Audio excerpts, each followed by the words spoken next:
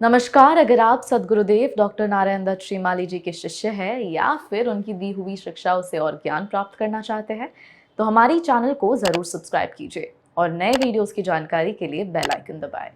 उतना ही उसमें छटपटाहट है, उतनी वेदना।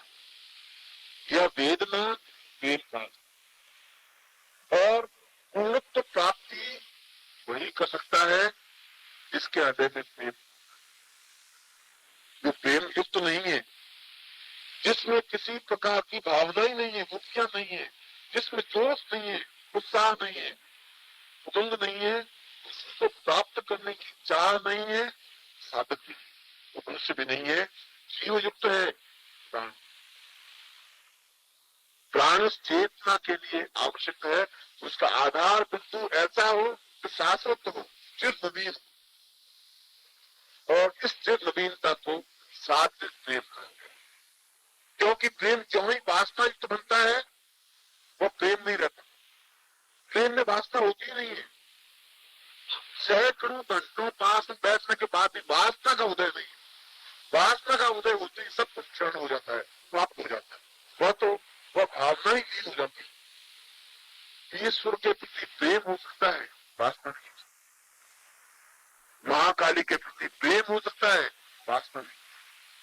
महाकाली का स्वरूप, बगला का स्वरूप बहुत सुंदर चातुर्यमान है, लक्ष्मी का स्वरूप बहुत चातुर्यमान है, बहुत सुंदर है।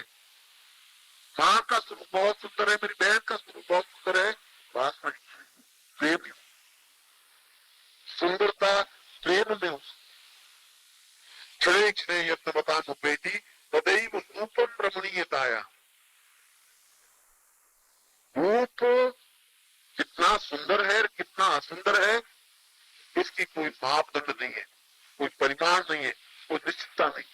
किसको सुंदर कहा जाए, आज तक इसकी कोई परिभाषा बनी नहीं।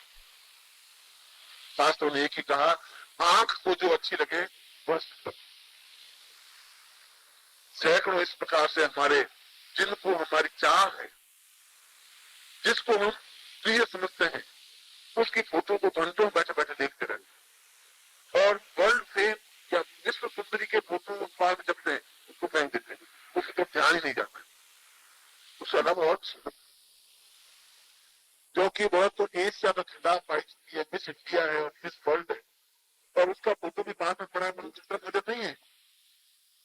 इसलिए आंख को जो सुंदर लगता है बस क्षणे क्षणे यत्न बता सकते थे, तो प्रक्रिय वह है जो आंख को प्रिय लगता है, और जो आंख को प्रिय लगता है वह चित्त पर स्थायी बनता है। चित्त तक पहुंचने के लिए, हृदय तक पहुंचने के लिए, क्योंकि मंत्र अपने आप में प्रेममय, मंत्र के प्रति अनुरक्ति प्रेम होना जरूरी है। यदि मंत्र केवल उच्चारण है, होठों से उच्चारण है, सुंदरता का मापदंड और प्रेम का मापदंड दोनों अपने एक स्थान पर।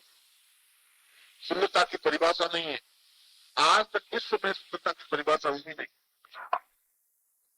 प्रेम की भी परिभाषा, क्योंकि प्रेम नित्य नवीन दिखाई देने वाला प्रेम है। जो बासी है वो वासना है, वह भोग है। इसलिए जब भोगिया शब्द पत्नी के लिए प्रयुक्त होता है, क्योंकि उसको भोगनी है, भोग्या है, वो भोग्या में अपने आप का आकर्षण न्यूनता बनती है, स्वभाव बनती है, उसमें ऐप दिखाई देने लग जाती है। जो प्रेमी बहुत सुंदर लगता था, जिसकी बात फुलझड़ियां लगती थी, शादी होते ही वो बस निकट हो जाता है, दम खमने महीने भर बाद तो बात खास बात नहीं। ऐसा क्यों? 10 साल तक जो कुछ डिफरेंस नहीं आया, वो महीने भर में क्यों अंतर आ गया? तलाक की स्थितियां क्यों बनती है, लड़ाई झगड़ा क्यों बन जाता है? 5 साल तक लड़ाई झगड़ा हुआ नहीं और शादी के 4 महीने बाद लड़ाई झगड़ा शुरू हो जाते, ऐसा क्यों होता है? 5 साल तक क्यों नहीं हुआ? क्या तो आत्म अंतर क्या आ गया? अंतर ये आ गया, उसके ऊपर प्रेम भावना नहीं रहती, अधिकार भावना, और जहां भी अधिकार भावना आएगी वहां लड़ाई झगड़े, मतभेद होंगे। इसलिए बहुत ज्यादा जरूरी है कि प्रेम चित्त पर सीधा इफेक्ट करता है, और साथ और कोई पदार्थ चित्त पर इफेक्ट नहीं करता, शरीर के अन्य अंगों पर इफेक्ट करता है। स्त्री के पुत्र पैदा होता है, और आप सैकड़ों बार देखते हैं कि कभी संतान उत्पन्न होती है तो माँ के चेहरे की माँ की आकृति की उस रूप माँ का आ जाता है। कभी संतान पैदा होती है तो पति का आकार आ जाता है, उसके आंख नाक कान। कहते हैं दादी दादी कहती है कि बाप गया है, ये बाप गया है और ये लड़का माँ पे गया है। और कभी कभी ऐसा भी होता है जो माँ पे भी नहीं जाता, बाप पे भी नहीं जाता।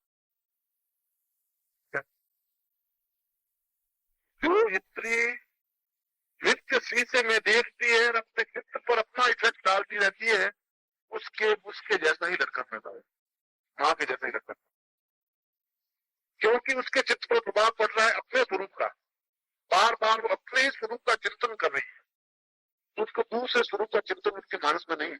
ऐसे सैकड़ों स्त्रियां जो पर्स में वो शीशा रखती है, हर 5 मिनट बाद उस शीशे को देखती है, यूं करके फर्क क्या पड़ा है, 5 मिनट में क्या होगा।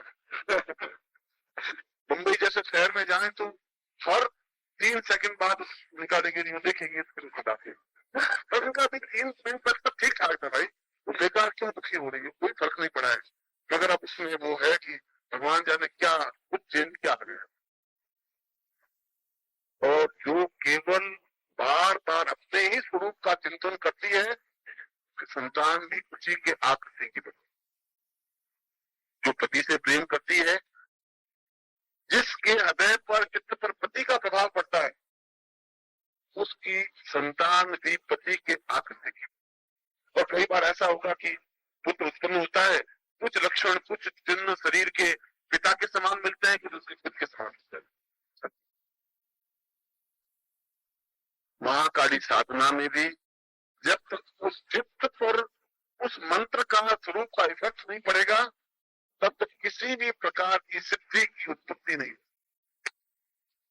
सिद्धि की उत्पत्ति के लिए सारा सृष्टि विधान क्रम तो वही है जो क्रम मैंने आपको उदाहरण दिया। और इस क्रम को समझने से पूर्व इसका प्रत्येक स्त्री को अपने स्वयं के बारे में पक्का ज्ञान होता है, निश्चित ज्ञान होता है कि मैं क्या हूँ और कहाँ से सुंदर लग रही हूँ, कहाँ से सुंदर नहीं लग रही हूँ।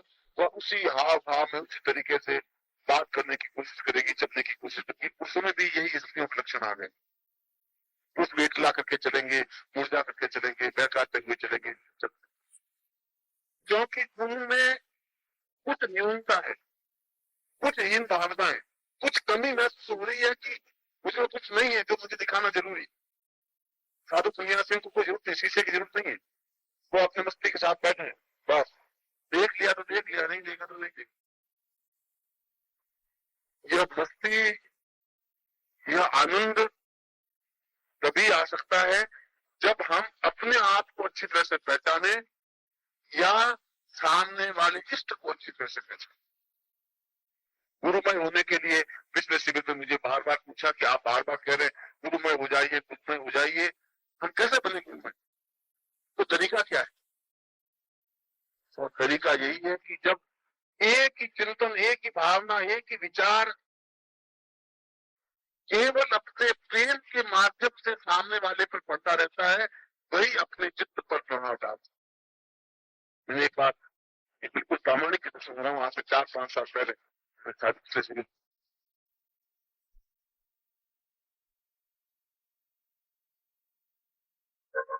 जीवन में इतनी तन्मयता आ सके जब किसी को बिना देखे हम रह नहीं सके। जब मीरा के शब्दों में कि सूली ऊपर सहज प्रिया की किस सूली ऊपर सहज, पृथ्वी पर सहज नहीं, कांटों के बीच में चलने की जो भावना, कल्पना, जिसके पीछे अपने आप को तन्मयता की भावना, और चित्त पर गुरु का अंक कब होता है जब उसकी छवि आंखों में बराबर बनी रहती। एक ही क्षण उसकी चाल को देखते रहते हैं, बात को देखते रहते हैं, बैठने की क्रिया, उसने की क्रिया, उसको देखते ही चित्त में प्रसन्नता आ जाती है। यही स्थिति साधना, और यही स्थिति सिद्ध साधना की भी स्थिति, यही स्थिति इष्ट साधना की भी स्थिति है, ये स्थिति महाकाली साधना। जब हम उसके पीछे पूर्ण तन्मयता अपनापन महसूस करने लग जाएं, प्रेम करने लग जाएं, और इतना प्रेम कि हम एक क्षण भी अलग रहने की कल्पना से चीर उठे, खाली बैठे तो बिंब हमारे सामने वही आवे। वही विचार, वही भावना, वही चिंतन, उसी की बातें सीता को जब मंदोदरी की सहेली सीता के पास में आई और उसने मंदोदरी के बारे में सब कुछ कहे तो सीता ने कहा मैं कुछ नहीं सुनना चाहती, अगर तुम राम के बारे में कुछ बात बता सकती हो, क्योंकि उसके मानस में बिंब एक ही था। वह भले ही साल भर तक या 1.5 साल तक उसको वाटिका में तो रही, मगर उसकी आंखों के सामने से बिंब नहीं हटा। और महाकाली साधना या महाविद्या साधना को भी सिद्ध करने के लिए ठीक उतनी ही गहरी आत्मीयता पैदा होना चाहिए, उतना ही ज्यादा अटैचमेंट पैदा होना चाहिए, उतनी ही ज्यादा विविधता आनी चाहिए। और यह विविधता दोनों के बीच में जिस क्षण आ जाती है उसी क्षण महाकाली या महाविद्या स्वतः सिद्ध हो जाती। मगर इस सिद्धि को समझने के लिए जहाँ उस देवी के स्वरूप को समझने की जरूरत है, वही उस स्वरूप को अपने अंदर समाहित करने की स्थिति है। आप कई बार मुंबई में मुंबई आर्थिक और होटलों में लड़के आते रहते हैं जिसको डांस वांस करते रहते हैं, और मैं कई ऐसे देखता हूँ कि जहाँ आपस में प्रेम होता है प्रेमी और प्रेमिका में, वहां प्रेमिका की चाल बदल जाती है प्रेमी के सदृश, ठीक उसी चाल से चलने लग जाती है, उसी प्रकार से हाव भाव बातचीत करने की क्रिया उसकी वैसी हो जाती है, उन्होंने तो बदल नहीं सकती, और वो ऐसा महसूस भी नहीं करती कि मैं ऐसा कर रही हूँ। स्वतः उसकी बातचीत में, उसकी क्रिया में, उसकी भावनाओं में, उसकी विचारों में, अभिव्यक्ति में ठीक वैसी ही क्रिया उसमें 5% डालो उसका। इसमें मैंने रामकृष्ण परमहंस का उदाहरण दिया कि काली के अनन्य उपासक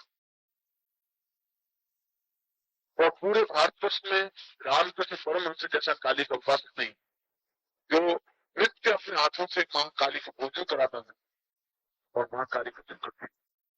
ये तो बंगाल की बात है, अभी कुछ वक्तों पहले की बात है, पुरानी बात। और उन्होंने अपने जीवन में रामकृष्ण परमहंस ने कुरान का अध्ययन किया, पूरी कुरान पढ़ी, बाइबल का अध्ययन किया, पूरी बाइबल पढ़ी, पूरी रामायण पढ़ी, पूरी श्रीमद् भगवद गीता पढ़ी, मां काली के उपासक होते हुए भी अन्य ग्रंथों को भी पढ़ा।